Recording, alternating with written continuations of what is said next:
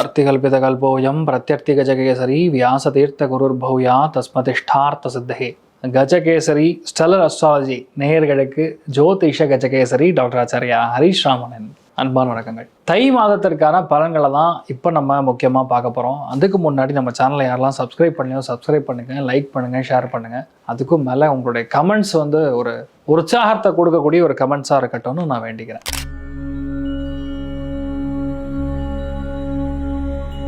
ரொம்ப முக்கியமாக இந்த தை மாதத்தில் எல்லாருக்குமே பெரிய வழி பிறக்கும் அப்படிங்கிறது தான் உண்மை. ஏன்னா உத்திராயண புண்ணிய காலம் அப்படிங்கிறது இருக்கிறது. ரொம்ப முக்கியமான பண்டிகைகளில் பொங்கல் திருநாள் இருக்கிறது, போகி பண்டிகை இருக்கிறது.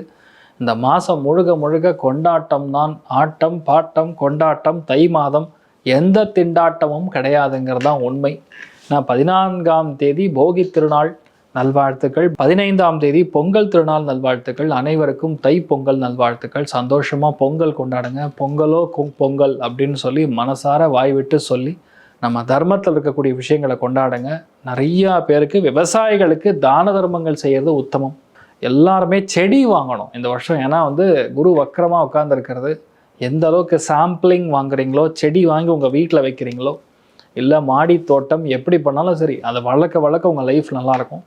அதேமாதிரி சூரியனுக்கு பிரார்த்தனை செய்து நைவேத்தியம் செய்து நீங்கள் பொங்கல் உண்ணும் பொழுது கண்டிப்பாக பெரிய அளவுக்கு மாற்றம், வலிமை, மன வலிமை அதிகரிக்கக்கூடிய ஒரு ஸ்தானம் இந்த பொங்கலுக்கு ஏற்படும். அதே மாதிரி மாட்டு பொங்கல், பசுமாட்டுக்கு தானம் செய்வது, பசுமாடை வழிபாடு செய்வது, மஞ்சு விரட்டி அப்படின்னு சொல்லுவோம். அதாவது நம்ம பார்த்திங்கன்னா ஜல்லிக்கட்டுன்னு இப்போ நிறையா கேள்விப்படுறோம் பார்த்திங்களா. அது எல்லாமே நம்முடைய தமிழர் பாரம்பரியத்தில் இருக்கக்கூடிய விஷயம். ஸோ எல்லாருமே அதெல்லாம் கொண்டாடலாம். எல்லாமே ரிலாக்ஸாக இருங்க. ஆனால் எதுவுமே லிமிட்டுக்கு மீறி எந்த ஒரு நெகட்டிவிட்டியும் பண்ணாமல் இருக்கிறது தான் நல்லது. இந்த ஒரு மாதத்தை பொறுத்த வரைக்கும் ரொம்ப முக்கியமானது தை அமாவாசை. 18ஆம் தேதி பித்ரு காரியங்கள், முன்னோர்களுக்கான சார்த தர்ப்பணங்கள், எந்த விதமான ஜாதகத்தில் மிகப்பெரிய தோஷங்களாக இருந்தாலும் பரிகாரம் செய்யக்கூடிய அற்புதமான நாள். 18ஆம் தேதி ஜனவரி. 19ஆம் தேதி மகா ஸ்நானம். அதாவது எந்த ஒரு புண்ணிய நதிகள்லையும் குளிக்கும் போதும் நீராடும் பொழுதும் பெரிய அளவுக்கு உங்களுடைய லைஃப்பில் அந்த கர்மாக்கள் கழியும். நதிகளில் நீராடுவது சந்திரனுடைய கர்மாக்கள் கவியும். அதாவது மெயினாக உங்கள் பாவங்கள் எது இருந்தாலும் போகக்கூடிய ஒரு ஸ்தானம் ஏற்படுகிறதுங்கிறது நீங்கள் புரிஞ்சுக்கணும்.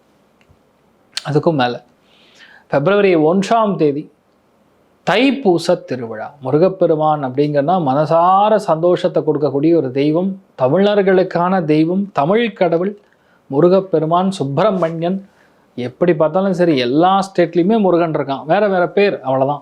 ஸோ யாரோ ஏதோ ஒரு ஸ்தலத்துக்கு சென்று வழிபாடு செய்து விட்டு வருவது மிக முக்கியமான ஒரு விஷயமாக நம்ம கருதப்படுகிறது.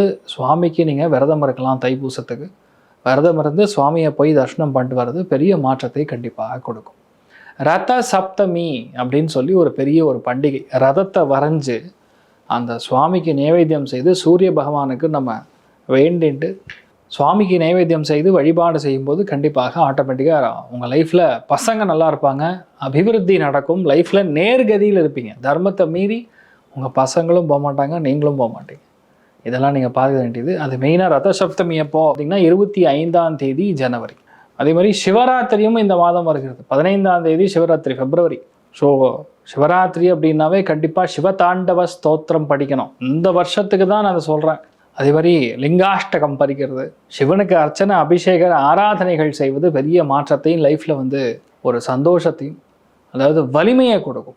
எந்த ஒரு போராட்டத்தில் இருந்தாலும் சரி அதை நம்ம ஜெயிக்கக்கூடிய வலிமை. சிவராத்திரியில் நம்ம பண்ணக்கூடிய உபவாசம், நைட்டு ஃபுல்லாக நீங்கள் தூங்கக்கூடாது. சுவாமி தரிசனம் பார்த்துட்டு தான் காலையில் நீங்கள் உங்களுடைய வேலைகளை பார்க்கலாம். இது எல்லாமே ஒரு புறம் இருக்க, தை மாதத்தில் நடக்கக்கூடிய விஷயம் மெயினாக சொல்லணும்னா மறுபடியும் இந்த கள்ளச்சாராயம், கள்ளக்குறிச்சி மாதிரி மறுபடியும் அந்த சம்பவங்கள் அதே இடத்துல நடந்தால் கூட நம்ம ஆச்சரியப்படுறதுக்கு ஒன்றும் கிடையாது. சிவகங்கை, மெயினாக தூத்துக்குடி, கன்னியாகுமரி, நாகர்கோவில், சீர்காழி, மாயவரம், அதே மாதிரி பார்த்திங்கன்னா வேதாரண்யம், ராமநாதபுரம், சிவகாசி, இந்த மாதிரி இடங்களில் நிறைய இடங்களில் ஃப்ளட்ஸு, பட்டாசு ஆலைகள் வெடிப்பது, தீ விபத்து, அசம்பாவிதம், கைது செய்யப்படுவது, குற்றங்கள் போலீஸினால் ஏற்படக்கூடிய, அது காவல்துறைக்கு குற்றம் அல்லது காவல்துறையினரால் குற்றம், இந்த மாதிரி விஷயங்கள் நிறைய நடக்கக்கூடிய வாய்ப்புகள். காற்றழுத்த தாழ்வு மண்டலம் அந்த தை மாதத்தில் மிக அதிகமான ஒரு விளையாட்டை காண்ட போகிறது. அதனால் மெயினாக நான் பார்க்குறது ஏபி, ஆந்திர பிரதேஷ், ஒடிசா, சத்தீஸ்கர், மணிப்பூர், திரிபுரா இந்த மாதிரி இடங்கள்லாம் அதிகமான நிலச்சரிவுகள், மழை வெள்ளத்தினால் ஏற்படக்கூடிய பாதிப்புகள், ஃபயர் ஆக்சிடென்ட்ஸு, நிலநடுக்கங்கள் சகலமும் நடக்கும். இப்போ தான் ரீசன்ட் பாஸ்ட்டாக கேள்விப்பட்டோம், அஸ்ஸாமில் நடக்குமாமா. ஸோ இந்த மாதிரி விஷயங்கள்லாம் நடக்கக்கூடிய வாய்ப்புகள் இருக்குது. எப்படி பார்த்தாலும் ஒரு 3 மாதத்துக்கு ட்ரம்ப்போட ஆட்டம் அப்படியே தான் இருக்கும்.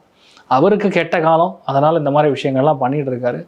ஒரு 3-4 நாடு சேர்ந்து பயங்கரமாக எதிர்த்து அவரோட பிரச்சனைகளுக்கு குரல் கொடுத்து லாஸ்ட்டில் இது கிட்டத்தட்ட ஒரு போர் மாதிரி மாறி அப்படிலாம் ஒன்றும் இல்லை சரியாக போச்சுங்கிற மாதிரி விஷயங்கள் மார்ச் மாதத்துக்கு அப்புறம் தான் நடக்கும். அது வரைக்கும் போர் பதற்றம் உலகம் எங்கும் இருக்கக்கூடிய வாய்ப்புகள் தான் மிக அதிகம். அதில் நான் பார்க்குறது பார்த்திங்கன்னா மெயினாக New Zealand, Holland, Scotland, South Africa, New York, Amsterdam, France, Italy, Sweden, Sicily, California, Rome, London, Singapore, South Africa, Indonesia இந்த இடங்கள் எல்லாமே அதிகப்படியான விபத்துக்கள், அசம்பாவிதங்கள், நிலநடுக்கங்கள், பஞ்சபூதத்தினால் ஏற்படக்கூடிய பாதிப்புகள் மிக அதிகமாக சந்திக்கக்கூடிய வாய்ப்புகள் இருக்குது. நான் பார்க்குறது நிறையா ஃப்ளட்ஸும் பார்க்குறேங்க.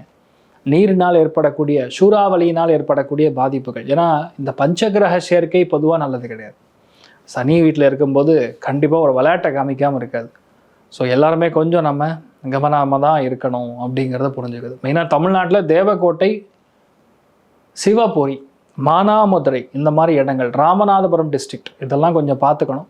இந்த இடங்கள்லாம் நிறைய பிரச்சனைகள் பார்க்கக்கூடிய, அசம்பாவிதங்கள் நடக்கக்கூடிய, இயற்கை அழிவுகள் ஏற்படக்கூடிய வாய்ப்புகள் இருக்குது. கவனம் தேவை. ஸோ தை மாதத்தில் என்ன நடக்கும்னு பார்த்திங்கன்னா மெயினாக செவ்வாய், சூரியன், சுக்கிரன், புதன் இதெல்லாம் சேர்ந்து 10ஆம் இடத்துல காலபுருஷனுக்கு 3ஆம் வீடுன்னு சொல்லக்கூடிய மிதுன ராசியில் குரு வக்கரமாக உட்காந்துருக்காரு. காலபுருஷனுக்கு விரயஸ்தானத்தில் சனி உட்காந்துருக்காரு. ராகு லாபஸ்தானம் சொல்லக்கூடிய கும்பத்தில் உட்காந்துருக்காரு. கேது ஸ்ட்ரெயிட் 7ஆம் இடம் ராகுலேருந்து பார்த்திங்கன்னா சிம்மத்தில் உட்காந்துருக்காரு. ஸோ இதெல்லாம் ஒரு கிரகங்களுடைய சமிக்கைகள். இதில் சூரிய கிரகணம் வருது பிப்ரவரி மாதம். இந்தியாவில் தெரியாது, ஆனால் அதோடைய வேல்யூ இருக்கும். அதுக்கு நான் செப்பரேட்டாக ஒரு வீடியோ சூரிய கிரகணத்துக்கு என்ன நடக்கும். சூரிய கிரகணம் வந்தாலும் சரி, சந்திர கிரகணம், மார்ச்சில் வரக்கூடிய சந்திர கிரகணம் ரெண்டுமே கண்டிப்பாக அரசியல்வாதிகளுக்கு கண்டம், பதற்றம், கைது செய்யப்படுவது, தீ விபத்துக்கள் இந்த மாதிரி சகலமான விஷயங்கள்லாம் நடக்கும். நிறைய இடங்களில் வந்து போராட்டங்கள், வெடிக்கிறது, பிரிவு கொடுக்கறது இது எல்லாமே கண்டிப்பாக நடக்கிற மாதிரி இருக்கிற விஷயம். நீங்கள் நினைக்கிறீங்க யூஎஸ் வந்து ரொம்ப சூப்பர்னு. 2000 எழுதி வச்சுங்க. இது ரியலாக கூட ஐ திங்க் எங்களோட மீடியா டீமில் போடுவாங்க. 2027 2029 யூரோப்பியன் நேஷன்ஸ் எப்படி 5 10 உடைஞ்சதோ அந்த மாதிரி யூஎஸ்ஸுமே உடையும். யூஎஸ்ங்கிறது யூஎஸ்ஸாக இருக்காது, கண்டிப்பாக இருக்காது. யூஎஸ் பாக பிரிவினை ஏற்படும். That will happen for sure.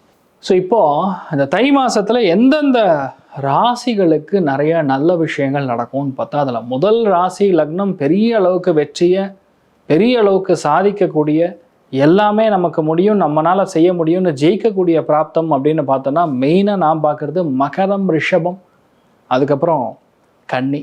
இந்த 3 ராசிகளுக்கும் செம்மையான ஒரு யோகம், ராஜயோகம் கொடுக்கக்கூடிய பிராப்தம் இருக்கிறது. யாருக்கெல்லாம் வெற்றி, பதவிகள் தானாக தேடி வருகிறது, பிரச்சனைகள் முடியும், சந்தோஷத்தில் அப்படியே மிதக்கக்கூடிய வாய்ப்புகள் தை மாதத்தில் யாருன்னு கேட்டால் மீனம், கடகம், விருச்சிகம். இவங்க எல்லாருக்குமே வேறு விதமான கொண்டாட்டம் இருக்கிறது. எல்லாத்துலேயுமே வேலையில் நீங்கள் தான் ஃபஸ்ட்டு, உத்தியோகத்தில் நீங்கள் தான் ஃபஸ்ட்டு, காம்படிஷனில் நீங்கள் தான் ஃபஸ்ட்டு, ஜெயிக்கிறது நீங்கள் தான் அப்படின்னு சொல்லக்கூடிய நிலைமைகளில் பார்த்தீங்கன்னா மெயினாக மேஷம், சிம்மம், தனுசு இந்த 3 ராசிகளும் இருக்கப்படுது. அப்போ யார் கவனமாக இருக்கணும் அப்படின்னு கேட்டால் மெயினாக நான் பார்க்கறது ஒரே ராசி, மிதுன ராசி நண்பர்களும் சரி, கும்ப ராசி நண்பர்களும் சற்று கவனம், எச்சரிக்கையாக இருக்கணும். இதில் பார்டர் லைனில் இருக்கிறது துலாம். தை மாதத்தில் ஓவராலாக ஒரு ராசிக்கு எப்படி இருக்குன்னு பார்க்க, மகர ராசியில் மகர லக்னம் சார்ந்த நபர்களுக்கு சிங்கம் ஒன்று போறப்பட்டதுங்கிற மாதிரி ஒரு பாட்டு தான் உங்களுக்கு போடணும். அந்த அளவுக்கு பலமாக இருக்குது. 4 கிரகங்கள், அதில் 2 கிரகங்கள் ராஜ கிரகங்கள், 2 கிரகங்கள் லக்ஷ்மி நாராயண யோகத்தை கொடுக்கிறது, புதாதித்ய யோகத்தை கொடுக்கிறது, பலத்தை கொடுக்கக்கூடிய யோகங்கள் உட்காந்துருக்கனால மகரத்தில் பிறந்த யாராக இருந்தாலும் சரி, வேண்டாம்னு சொன்னாலும் நீங்கள் தான் ஜெயிப்பீங்க. அரசியல்வாதிகளுக்கு பெரிய யோகம், கவர்மெண்ட் அதிகாரிகளுக்கு பெரிய யோகம், இபி துறைகளில் பணிபுரியக்கூடிய நபர்களுக்கு யோகம், ஹைவே டிபார்ட்மெண்ட்டில் பணிபுரியக்கூடிய நபர்களுக்கு யோகம், கவர்மெண்ட் டீச்சர்ஸாக இருக்கிறவங்களுக்கு யோகம். மற்றபடி யாரெல்லாம் ரொம்ப கஷ்டப்படக்கூடிய நபர்கள் இருக்கீங்களோ அத்துணை பேருக்கும் வேலை கிடைக்கும். வேலை இல்லை சார், கஷ்டப்படுறேன் சார், ரொம்ப கஷ்டம், ஒரு டீக்கு வழி இல்லை, எனக்கு அவ்வளோ கஷ்டப்படுறேன், யாராவது வாங்கி கொடுத்தா பரவாயில்லன்னு இருக்கேன், அந்த மாதிரி நிலைமைகள் இருக்கிறவங்க ஒரு 10 மடங்கு உயரக்கூடிய வாய்ப்புகள் ஏற்படுகிறது. பெரிய சக்ஸஸ் பார்க்க போகிறீங்க. செக்யூரிட்டி மேனேஜ் பண்ணுறவங்க, பில்டிங்ஸ் கன்ஸ்ட்ரக்ஷன் பண்ணுறவங்க எல்லாத்துக்குமே சக்ஸஸ் தான். ஒரு கேஸ்னு ஒன்று வரும், அதை மட்டும் கொஞ்சம் பார்த்துக்கணும்.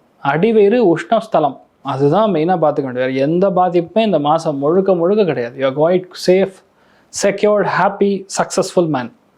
ஒரு விஷயத்தை 2 தடவை 3 தடவை சொல்கிற மாதிரி இருக்கும். மற்றவங்களுக்கு புரிதல் கம்மியாக இருக்கும், இல்லையா அவங்க சொல்கிறது உங்களுக்கு கம்மியாக புரியும். இதை மட்டும் மேனேஜ் பண்ணுங்கள், வேறு எதுவுமே பிரச்சனையே கிடையாது, சூப்பராக இருப்பீங்க. லோன்லாம் கிடைக்குங்க. வீடு வாங்குறதுக்கு லோனு, இண்டஸ்ட்ரியல் செக்மெண்ட் தொடங்குறதுக்கான லோன், புது வேலை ஆரம்பிக்கிறது, ஏதாவது புதுசாக நம்ம ஏதாவது ஒரு விஷயத்தை ஆரம்பிக்கிறது, அது பெரிய சக்ஸஸ் கொடுக்கறதுங்கிற மாதிரி ரொம்ப நல்லா இருக்கு. கவலையே பட வேண்டியதில்லை, ஜோராக இருப்பீங்க. நீங்கள் வழிபாடு செய்ய வேண்டிய தெய்வம் ஆதிசேஷன் வைத்தீஸ்வரன் வழிபாடு ஏற்றத்தை கொடுப்பார். சந்தோஷம், பொருளாதாரம் 2மே 75.